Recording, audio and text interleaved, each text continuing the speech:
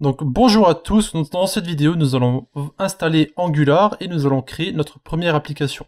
Donc ça sera encore une fois une vidéo qui sera très rapide on va dire, mais elles sont nécessaires, donc j'aime bien séparer toutes mes différentes vidéos histoire d'avoir une seule idée en tête. Donc ici on va installer Angular et on crée notre première application, et dans les vidéos d'après on commencera à s'attaquer directement à l'intérieur du projet, donc on verra comment sont constitués les différents dossiers, comment ça marche ensemble, etc. Donc voilà. Donc, si les vidéos sont très courtes, c'est pas grave, dites-vous que la prochaine sera beaucoup plus longue parce qu'on va devoir présenter tous les différents modules, etc. Voilà. Donc c'est parti. Donc pour ce qui est de l'installation, on aura besoin de Node, et quand vous installez Node, évidemment, par défaut vous avez NPM. Donc Node permet en fait de faire des opérations côté serveur en JavaScript, et NPM c'est en fait le gestionnaire de paquets qui permet d'installer les différents modules de Node qu'on va utiliser. Donc on va en fait installer Angular à l'aide de NPM. Et vous avez aussi VS Code, donc là c'est un éditeur au choix, donc vous pouvez prendre ce que vous voulez. Vous pouvez prendre Bracket, vous pouvez prendre Atom, vous pouvez prendre WebStorm, vous pouvez prendre ce que vous voulez. Personnellement je vais utiliser VS Code. Donc je ne vais pas vous accompagner pour tout ce qui est installation de Node et de VS Code, parce que c'est à vous de voir, et puis l'installation de Node est très simple.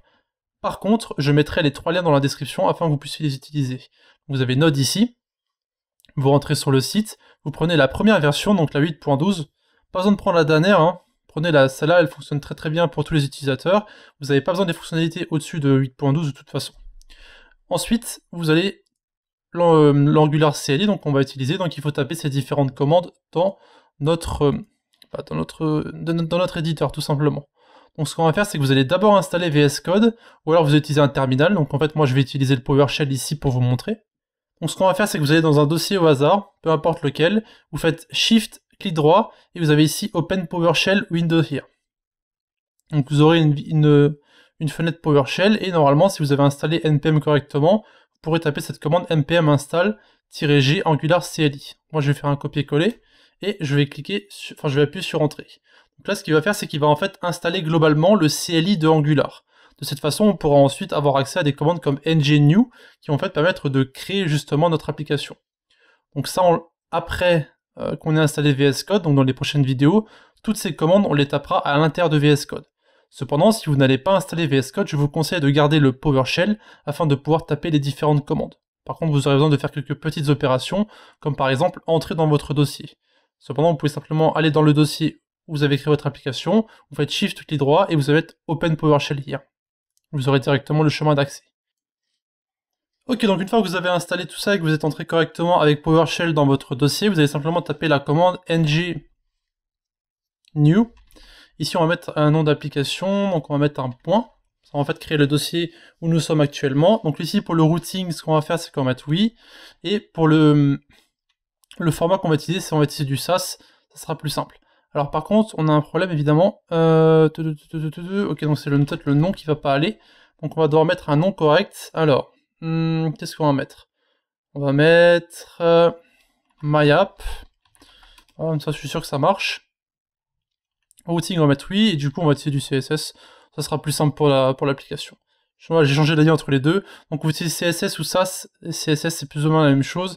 Ça sera juste la façon d'écrire le CSS qui sera un peu plus compliqué, surtout si vous n'en avez jamais fait. Du coup, ici, on va rester sur du CSS afin que vous puissiez comprendre exactement comment ça fonctionne. Donc l'application va mettre quelques minutes à se créer. Ok, donc une fois que l'installation est terminée, vous allez dans votre application. Ce qu'on va faire, c'est qu'on va faire un CTRL-A, CTRL-X. On va mettre notre application dans le dossier précédent, comme ça on va pas être trop perdu.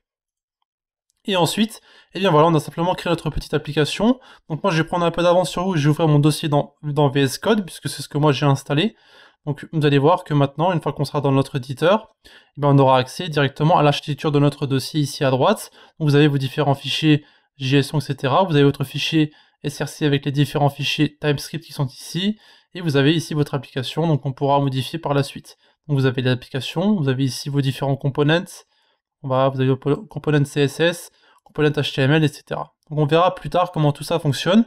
Et on modifiera notre application pour que vous puissiez comprendre comment ça fonctionne.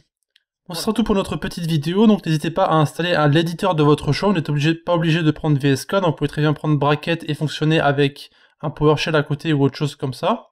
Et si vous avez des questions à poser, vous avez les commentaires de YouTube ou bien le Discord de la communauté, et je vous retrouve dans un instant pour la prochaine vidéo. A de suite. De plus, n'hésitez pas à visiter nos différents réseaux, donc eux aussi dans la description, Discord, notre blog, Facebook, Twitter, Google+, etc.